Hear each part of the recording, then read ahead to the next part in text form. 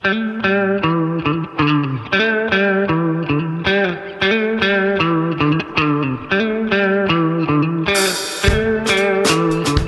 hammaga salom. Serbiyadan vakansiya keldi. G'isht teruvchi, gipsokardonchi va elektriklar uchun oylik maosh 1000 va 1200 yevro atrofida bo'ladi.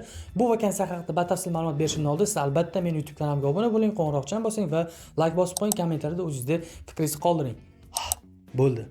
Shundan keyin ham obuna bo'lmasanglar, bundan keyingi vakansiyalarda o'tkazib yuborasiz.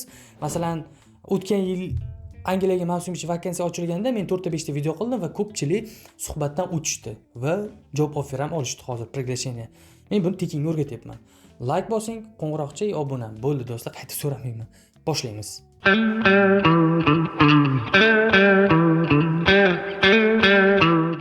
Demak, ish o'rnini taklif qilayotgan kompaniya Global HR agentligi.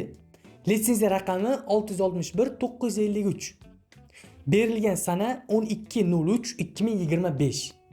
Bu ma'lumotlar nimaga kerak deydigan bo'lsangiz, qaysidir firma bilan shartnoma qilayotgan vaqtingizda litsenziyasi bo'lishi kerak. Amal qilish muddati va raqamlari hammasi bo'lishi kerak. Ya'ni firmani ishonchli emasligini albatta mana shu orqali tekshira olsangiz bo'ladi. Menga juda ham ko'plab hujjatlar kelyapti. Ruslar, faqat ruslar o'sha ishga jo'nataman, Germaniyaga, Angliyaga 3000, 4000 yevro, 5000 yevro atrofida deyapti. Men 500 olib berdim, 800 olib berdim. Ishonmanglar.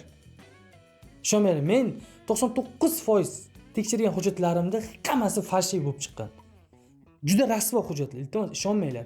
Agar sizda ham Telegram, WhatsAppdan rus zabon kimdir ishga jo'natmoqchi bo'lsa va qanaqadir приглашение, ya'ni job offer yoki litsenziya nimalardir jo'natgan bo'lsa, tekshirib beraman. O'zim menga aloqaga chiqinglar. Описаниеda, pastda va kommentariyada o'zimni shaxsiy Telegram lichkamni qoldiraman. Tekshirib berish xizmati bor. Detalni qilib, ishonchli qilib tekshirib beraman. Oldindan pul to'lab qo'ymanglar, pulni qaytarib ola olmaysizlar. Ichki ishlar axborot xizmati xabar bergan. O'zbekistondan chiqqan pulni qaytara olish imkoniyati yo'q. IP adreslari topish imkoniyati bo'lmaydi. Ogohlantirdim. Qarang, agar siz ham aldanib qolgan bo'lsangiz, albatta kommentariyaga yozing. Odamlarga foydali bo'ladi. Okay? Demak, bu vakansiyalar talablari: g'isht teruvchi, gipsokardonchi va elektriklarni ishga qabul qilishadi. Ish beruvchi joyi Serbiya, 40 ta vakansiya bor va 1 yillik sizga ishchi viza tayyorlab berishadi. Demak, oylik maosh 1000-1200 yevro atrofida, ish hajmiga qarab, undan ko'proq ham bo'lishi mumkin. Bu ishga qarab. Ya'ni ish beruvchi turar joy, oziq-ovqat, viza, sug'urtani o'zi qiladi. Mana shu xizmatlarni ish beruvchini o'zi ta'minlaydi. Ya'ni sizga tekinga tushadi.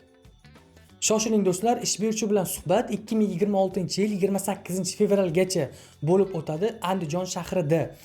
Bu o'sha firmani raqamlari, qanday anketa to'ldirish kerak, hammasi ma'lumot, to'liq ma'lumot tashqi mehnat migratsiyasini Telegram kanalida va osonroq bo'lish uchun sizga o'zimni ham Telegram kanalimga tashlab qo'yganman. Telegram kanalimga qanday o'tasiz? Mana shu videoni albatta pastda, описаниеda va kommentariyada Telegram lichkamni qoldirganman. Shunda o'tsanglar, ish haqida batafsil ma'lumot va telefon raqamlari chiqib turibdi. Va do'stlar, bu vakansiyaga 23 yoshdan 45 yoshgacha bo'lgan erkaklar, rus tilini biladiganlar topshira oladi. Do'stlar, obuna bo'linglar, chunki bu vakansiya 28-fevralgacha 2026-yil ko'p vakansiyalar limit bo'ladi. O'sha vaqtgacha topshirishingiz kerak. Agar 28-fevraldan keyin ko'rayotgan bo'lsangiz, уже pozdno. O'shaning uchun ham obuna bo'lib, like bosib qo'yib, qo'ng'iroqchani bosib qo'ysalar, vakansiya shunday chiqsa, sira sizga boradi. Ko'rib, o'ziga mos bo'ladigan bo'lsa, qaysi vakansiya topshirishingiz mumkin. Hammaga rahmat, sizlar bilan Teach Rasul do'stlar. Kimda kim ingliz tilini o'rganmoqchi bo'lsa, menga aloqaga chiqinglar. O'zim noldan ish beruvchilar so'raydigan darajada ingliz tilini o'rgataman. Kommentariyada albatta Telegram lichkam bor. O'tib ingliz tilini o'rgansanglar bo'ladi. Hammaga rahmat, sizlar bilan Teach Rasul. Bye, see you, take care, have a nice time.